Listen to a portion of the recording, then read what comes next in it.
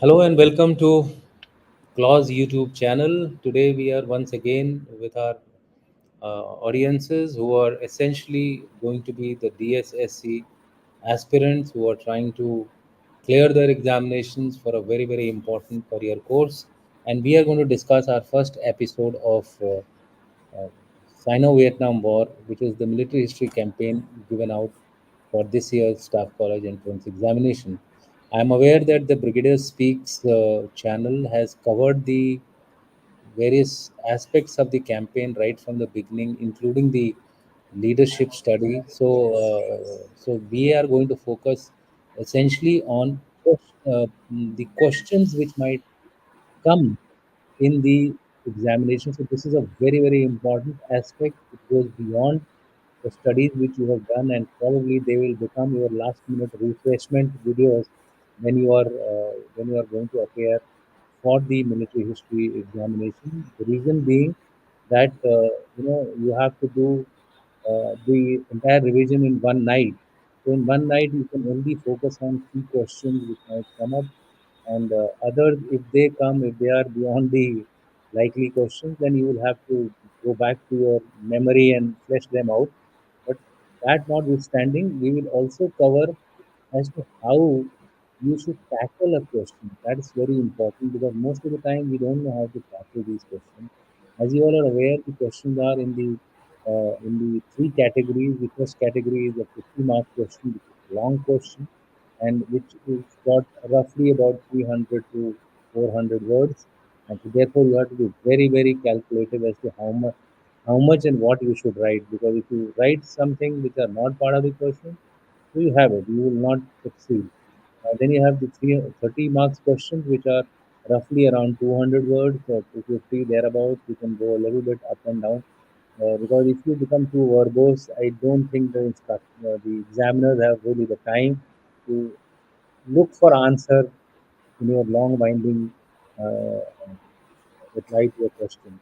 So with that brief preliminary, today what we will do is that we will focus on the Chinese military strategy, that is one issue, but also take up 3 to 4 questions depending on how much time we have. It will be a short question, short episode, so that you get the flavor of what kind of questions will come in the examination and how are you supposed to tackle them.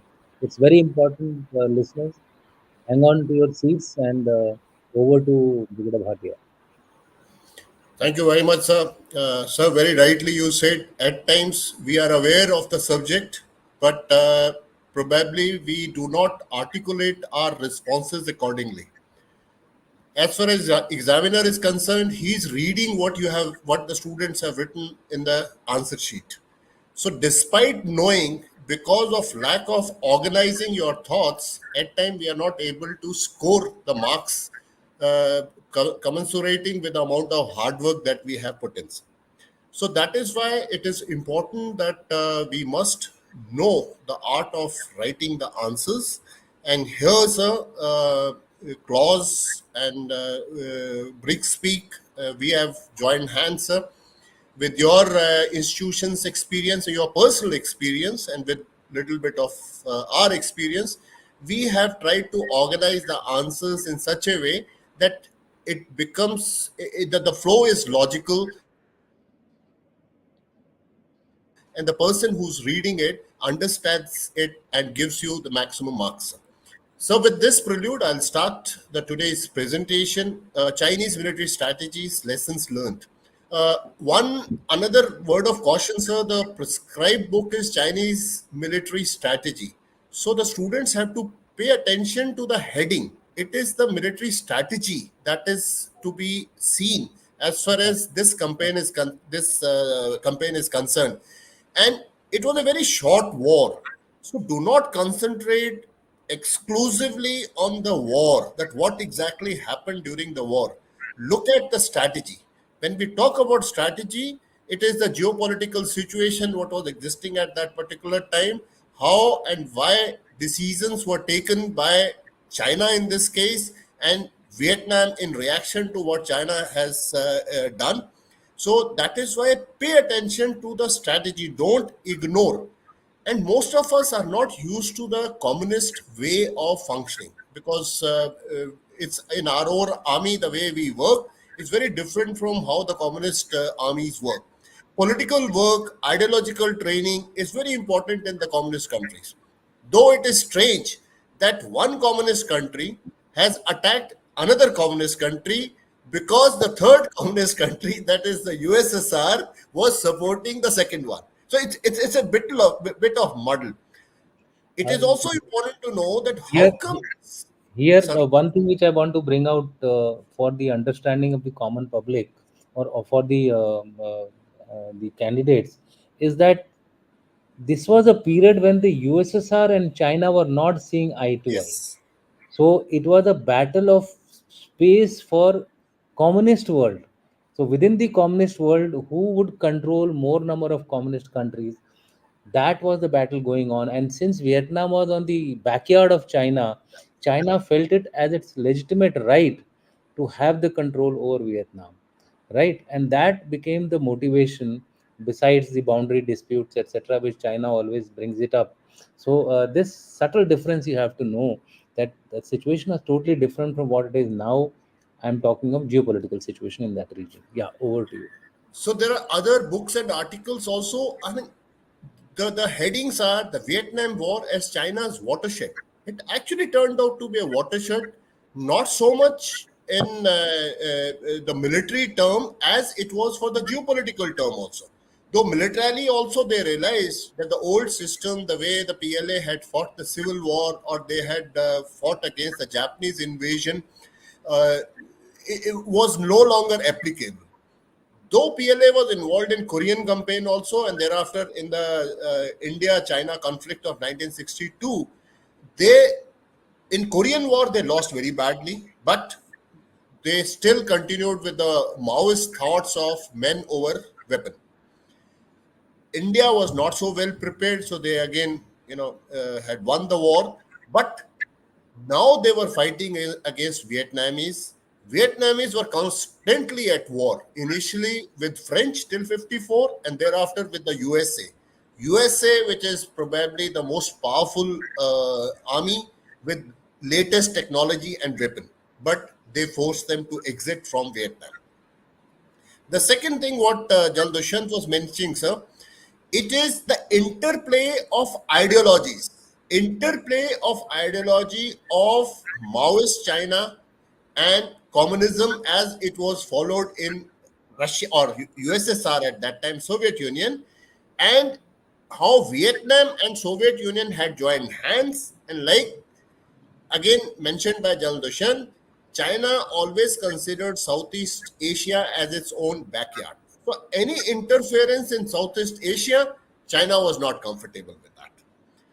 So the first thing which you may get a long answer, that is 50 marks nowadays, I think, is to discuss the Chinese objectives, strategy, and preparation for their attack on Vietnam in February 79.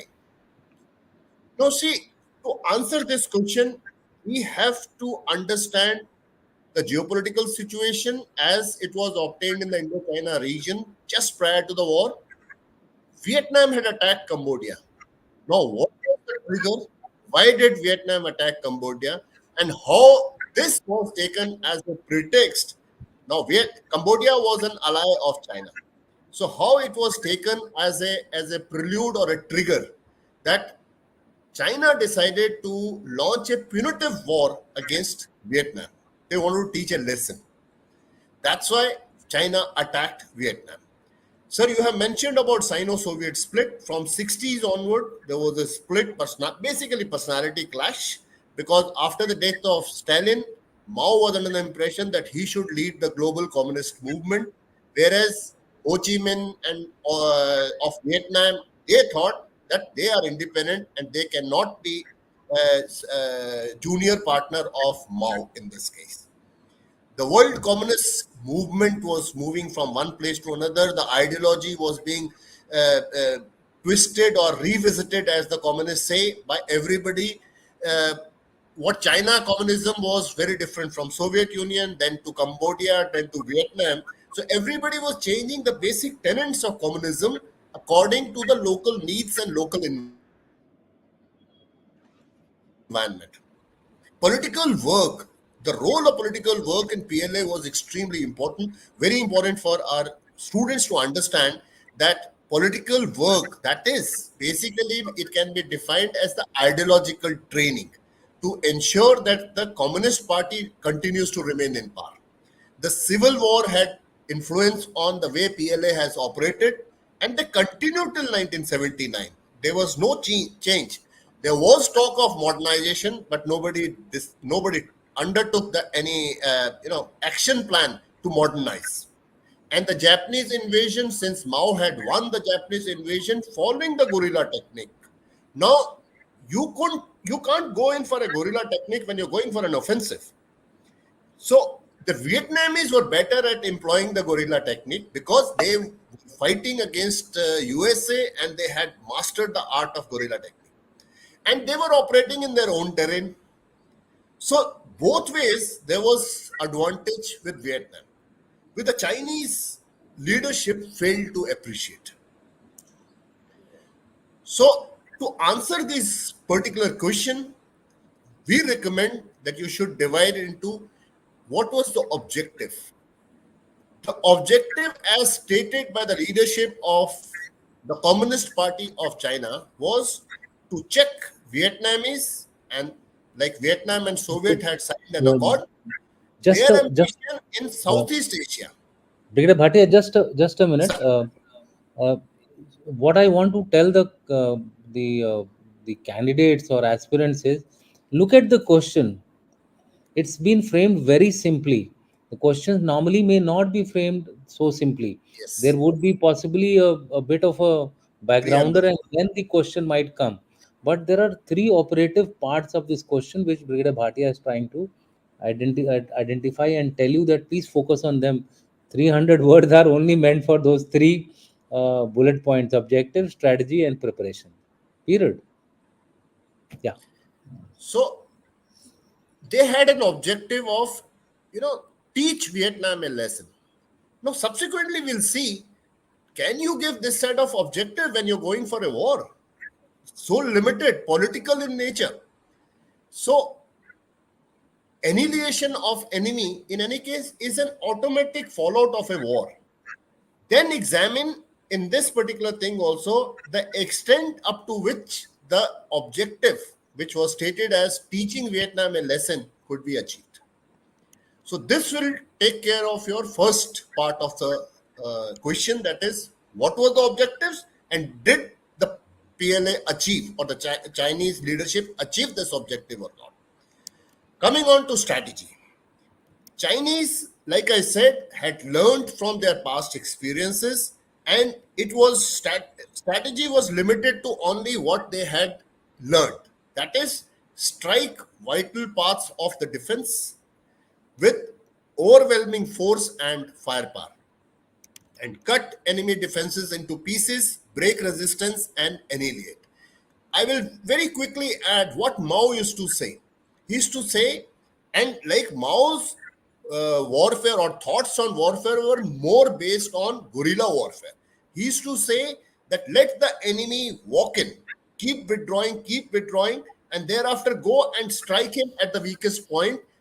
They're breaking it into pieces. But again, when you're going for offensive, you cannot do this.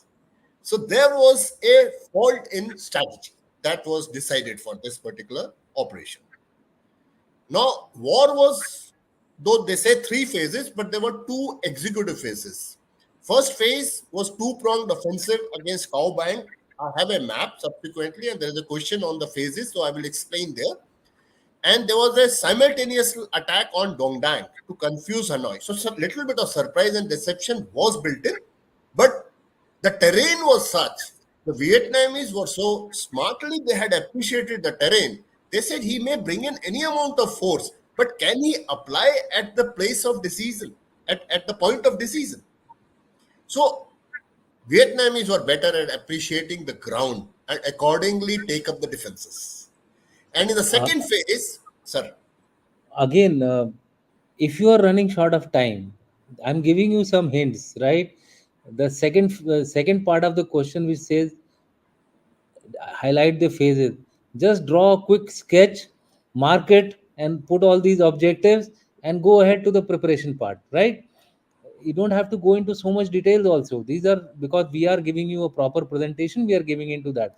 But when you are making an exam, when you are writing in the exam, have the major points put on your sketch, mark the phases, phase 1 this, phase 2 this, switch on to the third part of it. You will restrict yourself to that. Sir, absolutely, sir. Our advice is this map of North Vietnam, that outline map, everybody should just remember it. Keep practicing it. Yeah.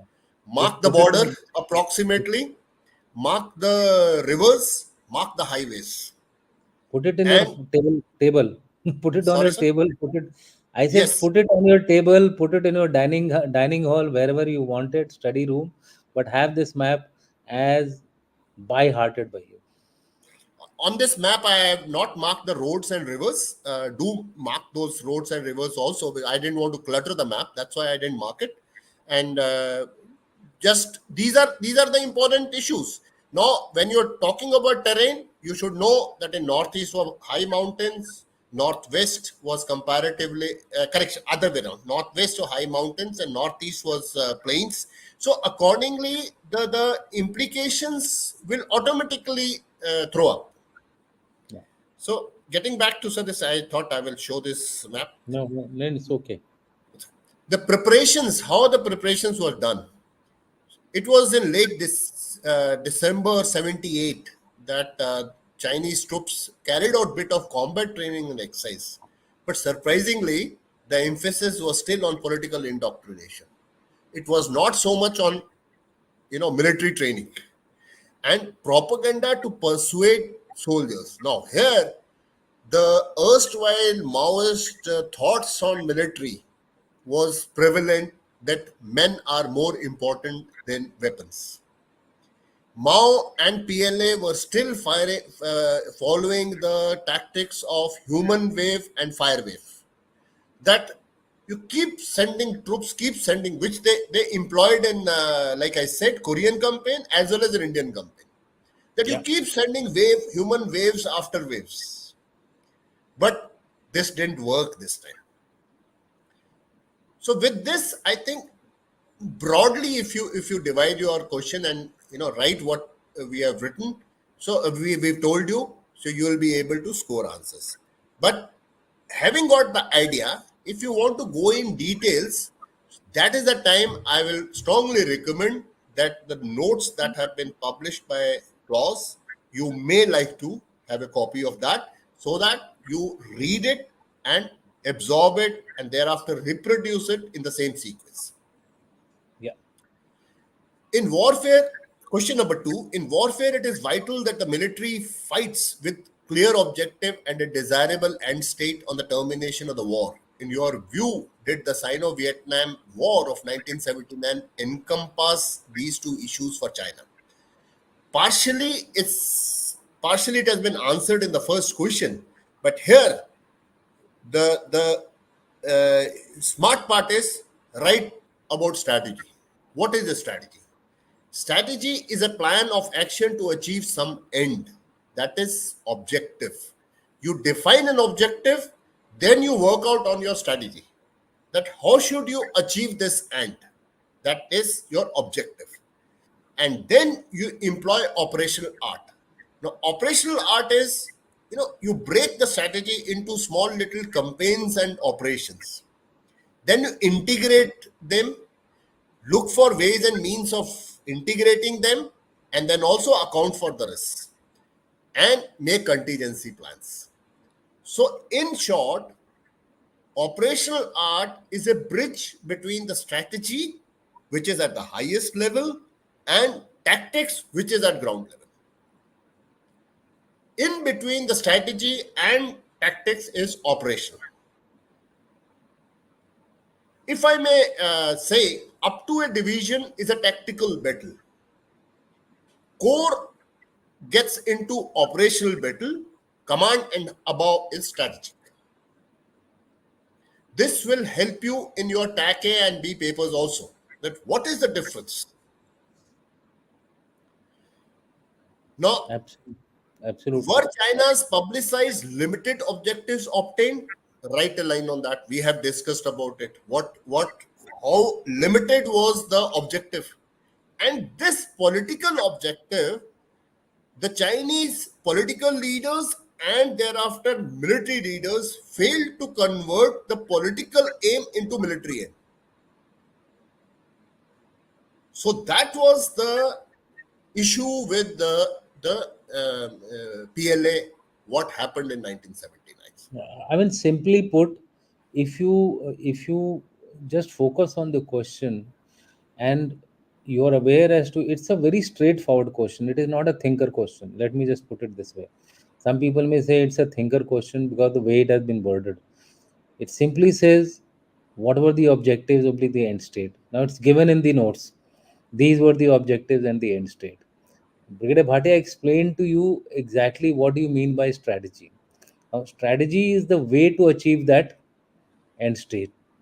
Strategy at the way to achieve at the higher level is strategy where resources are given, where lines of operations are given, and along those lines of operations, how are you going to fight would become the operational art, and along these operational art, then there are battles, tactical battles. Those become your tactics, right?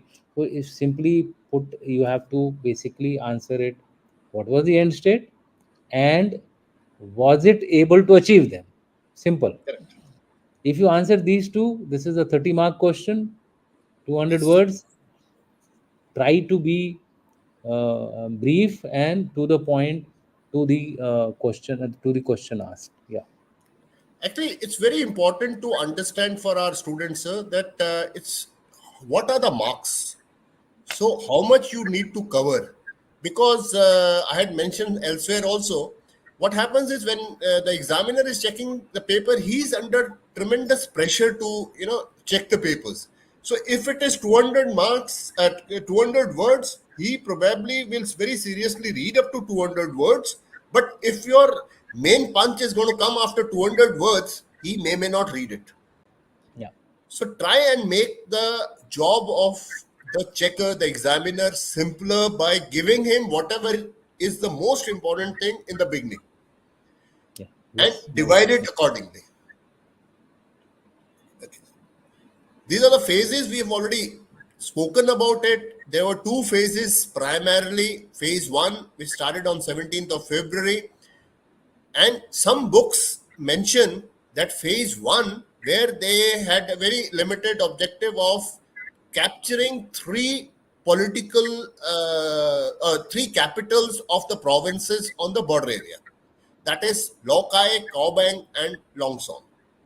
In phase one, the initial plan was 48 hours, but they continued from 17th February and they could not capture it till 25th of February. So this is lack of preparation, that they did not study the terrain properly, they did not employ the forces properly, and then on 25th of February they began phase 2 where they launched massive attacks on Pongtho, Sapa, again Kaobang and Longson.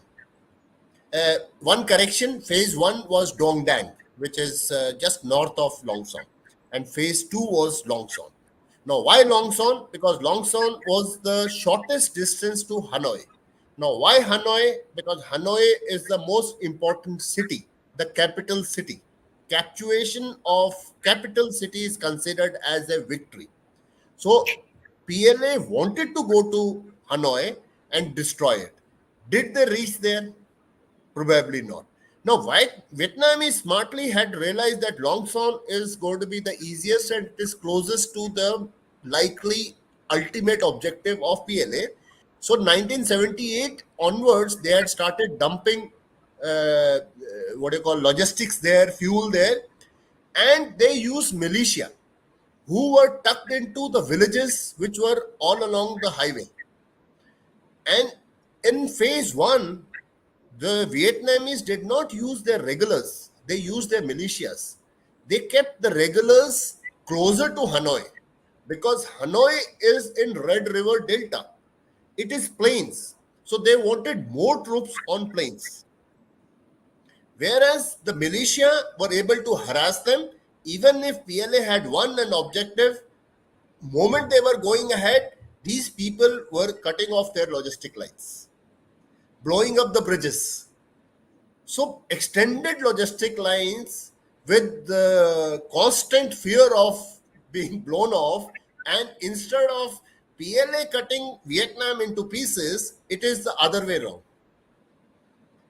The entire column was actually getting, the communications were broken in pieces, and the formations were cut off from the forward area, was cut off from the rear area and from the logistics. Now, PLA's experience in the 1979 war with Vietnam provides useful insights into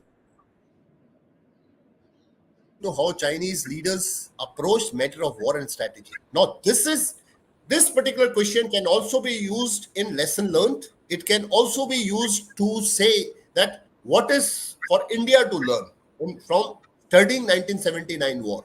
Why should Sino-Vietnam campaign be part of the military history campaign for DSSC entrance exam? So there are three very major readings which, as a military person, we can draw from this. Besides other, that China does not hesitate to go for war if its national interests are at risk. Now, what was his national interest? See, Soviet Union had friendship treaty with Vietnam. 69 onwards, there were border problems between China and Soviet Union. Up in the northeast portion, Soviets were already, they've had a 1969, I think they had a confrontation. Soviet Union had a border in Xinjiang also. Now, Mongolia, Soviet Union had done a defense treaty. Now there were three fronts in north, northwest, and northeast. And the fourth front would have opened had Vietnam gone the Soviet way. So the national interest of China was at stake. So to ensure that Soviet Union does not come to Vietnam, they launched an offensive. Second thing was seizure and maintenance of operational initiative. Chinese like to do this. Any interruption in this, and the Chinese army goes into disarray.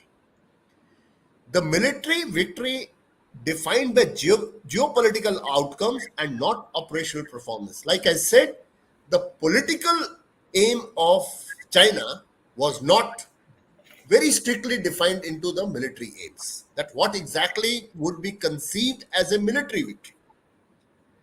So 1979 war remained relevant to understand Chinese approach to employing military power. Now, if you take this as a operating thought in your mind, the points will automatically flow.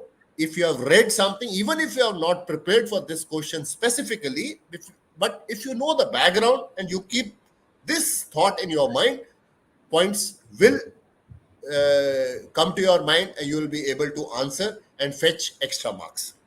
Yeah, here I want to add one more point, just So, so that all of you don't miss out on a very important aspect of answering a question like this.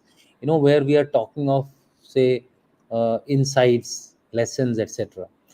You see, the 3 points which are given are related to the war fighting. Okay, but the fourth point, which has not been written here, and we must all understand, is a flow out from the third point, which is military victory defined by geopolitical outcomes, not operational performance. Look at what is happening today in Israel Hamas. Look at yeah. what is happening today in Russia Ukraine. Militarily, possibly Russia is has won over Ukraine in terms of damages. In terms of, if you calculate the you know the object the in terms of physical, so many tanks, so many prisoners, so many have flown away, have left or migrated from Ukraine. And similarly, in the case of Hamas, so many people are refugees, so many people have got killed, 33,000 now versus 1,200. But what is the geopolitical outcome? That's very important. And how do you define who controls the geopolitical item? That is the fourth point which you have to add. It's the leadership, right? A leader may decide to come out victorious. 1971 war, India. Yeah. Smart leader did the job, came out, victory written all over in the name of India. With the geopolitics being very sensitively and very calculatively being handled. Now, this kind of an insight is required when you enter into such wars. The Chinese also suffered the same kind of fate what is happening in Israel and Russia Ukraine war, right?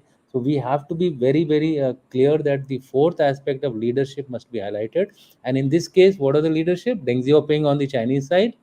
Deng Xiaoping's leadership took a hit. His image actually took a major hit because of this war. Later on, of course, he managed to change tack and then get liberalization and all those aspects Very onto. smartly, sir. I will add. In fact, Deng Xiaoping very smartly went and did a just before the war he went to USA Yeah. and So and so and yeah, go ahead. he went to USA and he actually got a support because he knew that Cold War was on. So Yeah. USA was ready, and then now Deng knew that Soviets have withdrawn, and in case China wants to do well, and his aim was economics. If he, if China, he wanted technology. Yeah. If Soviet is not ready to give it, USA ka ally banke in this Southeast Asia also he will dominate, and he will counter Soviet Union on behalf of USA also. So And very smartly with this move, he got USA into its camps.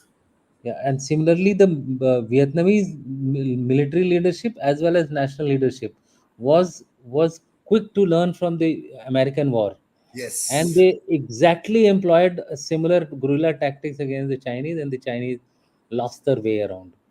And Right? and, and we say Ultimately, that it was Mao who was the first one to use guerrilla tactics, absolutely, but absolutely, their own Vietnam has medicine was turned the given. tables. Yeah, it was their own medicine given to them, by Correct. an opponent. So leadership, fourth point you can add in this exam, in this Yeah. particular question. Okay, go ahead. Enumerate the lessons learned by China from its experience of 1979 Sino-Vietnam War. You know, I had said earlier also that China lacked experience of real war. They had won, they had gone for Long March, they had won against the nationalist army, that is KMT, Kuomintang, and they had won against the Japanese. But Yeah. that was, and then of course they went to Korea where they had defeated USA, all right, but the losses were very, very heavy. Was that victory worth it? But being a communist country and dictator, probably nobody questioned Mao. Mao was a very, very big or huge leader. Uh, there was nobody in China who could question him. But what were the major reasons? Where, because of lack of experience, Chinese underestimated opponents. They still have the feeling of being superior, of middle kingdom, of chosen people. If I'm not exactly that, they are meant to rule all under the heaven. That's the term they use. Correct. And like now I'm remembering, Deng Xiaoping's very popular saying. He used to say, "Seek truth from fact." But here, Chinese themselves faltered. They did not seek truth from fact. They had few facts which were probably in their mind, but things had changed. They did not go and learn about the geography, about the terrain. The maps which were being used were made by the French when they were there in 1954. A lot had changed. In fact, Hoover's issued report, they say that most of the senior leaders of PLA did not know how to read maps. There was no reconnaissance that was carried out. Absolutely. And the Vietnamese militia, the Chinese had not taken into account. And in the phase one, from delay from 48 hours planning to 8 days, the delay was basically caused by these militias. So you cannot forget a such an important component of a fighting force, that is militia. And when China themselves are using militias, they had militias. Militias also participated in the 79 campaign, but they probably did not cater for the militias of Vietnam. Then this was the first time that Chinese commanders were employing or fighting a combined arms employment. They didn't know this.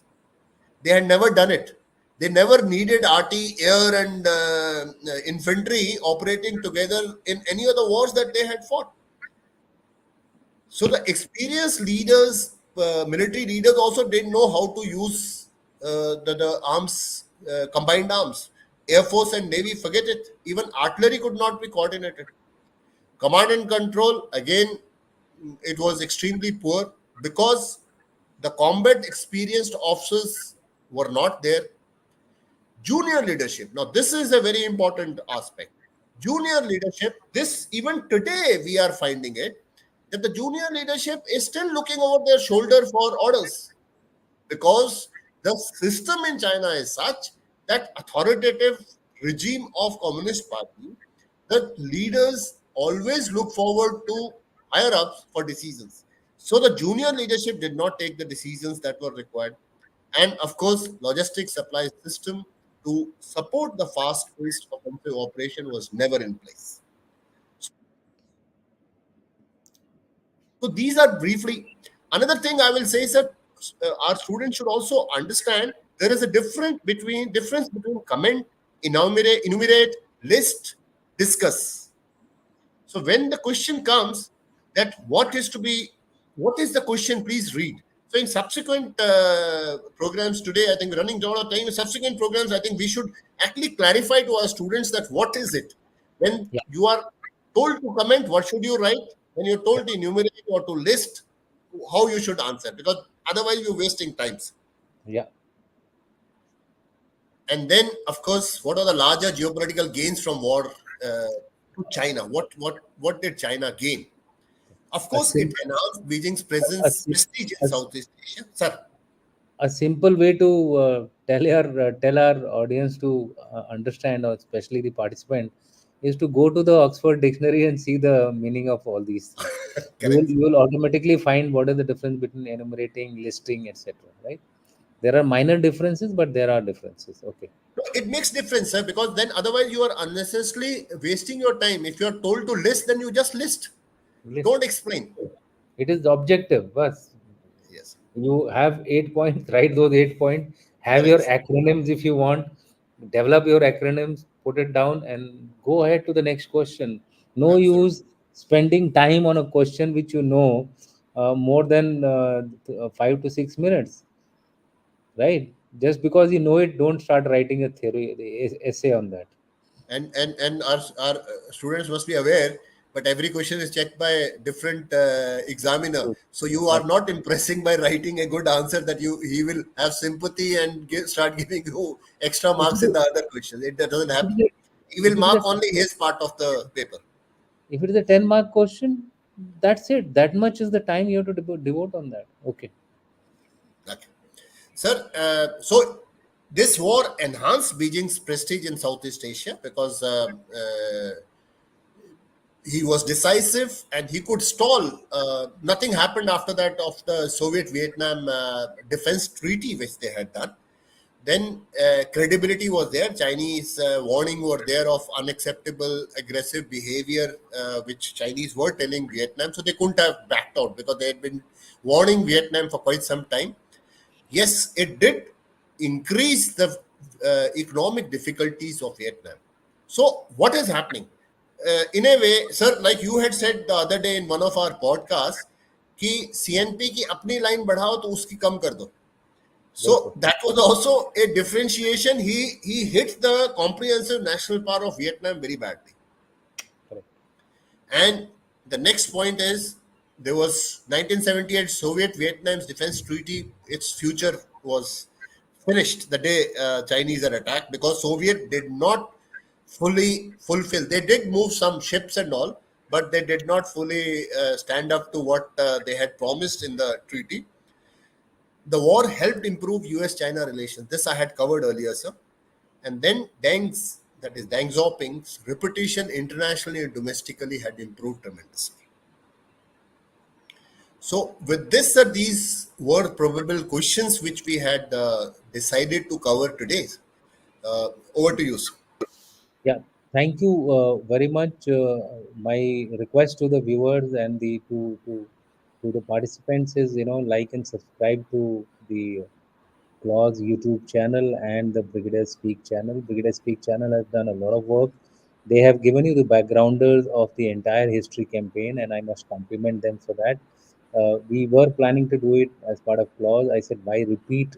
Why repeat a thing if it has already been done by someone? And collaboration is always better than competition. So that was our intent of doing this particular episode in a manner that you all benefit from two major think tank minds.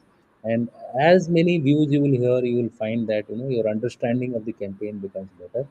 So like and subscribe, and be regular on the channel. We will this time we could not give you much of a warning, but all those who are following the channel can watch it in your own time and also share it with your other colleagues who are there in various parts of the country, posted to remote areas, so that they can actually look at these YouTube channels. It will help them in understanding the entire campaign of Sino-Vietnam War. We will soon come up with the leadership questions, and also we will develop few more questions so that you are prepared for your last minute revisions by the time you.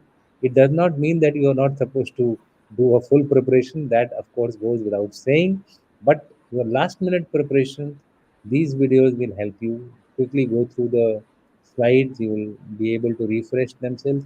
Just remember one very, very important factor while you are studying military history.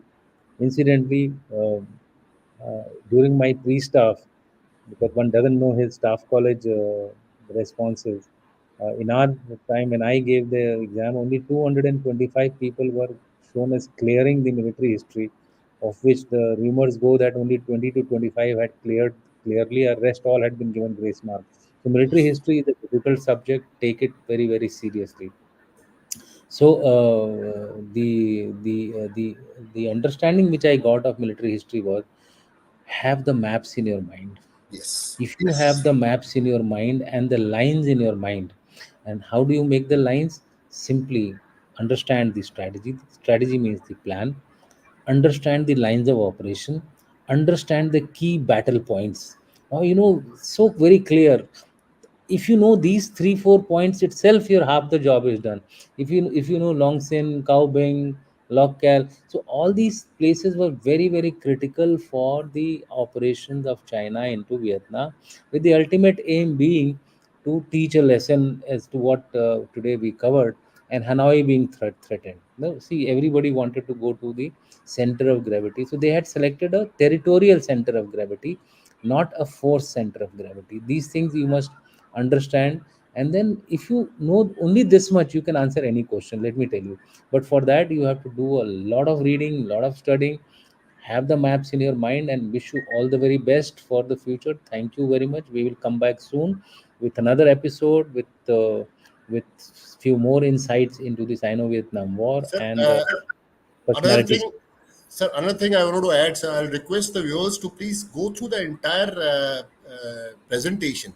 Why? Yeah, Because at times we presume that you have seen the entire presentation, so the next episode you may not understand because we may refer back to these presentations. absolutely, So, absolutely. if like on our analytical tool, I see that people watch it for about 2.5 minutes and then they skip towards the end. Yeah, So that is because then we don't know that what have you learned and what haven't you learned. You will lose the link. So even if you and are watching it at a high speed, it's okay. But then you do watch. yeah, I mean, if you have short of time, watch it at 1.5 or 2 speed. You will be Correct. able to understand. You will be able to understand it. It will take you 50% of the time. This episode is also technically speaking about 25 minutes of meat. Rest all has been introduction, etc. Thank you very much, Jahan. Thank you, Brigadier Bhatia. I Thank think you, we'll sir. end the show. We'll end the show here.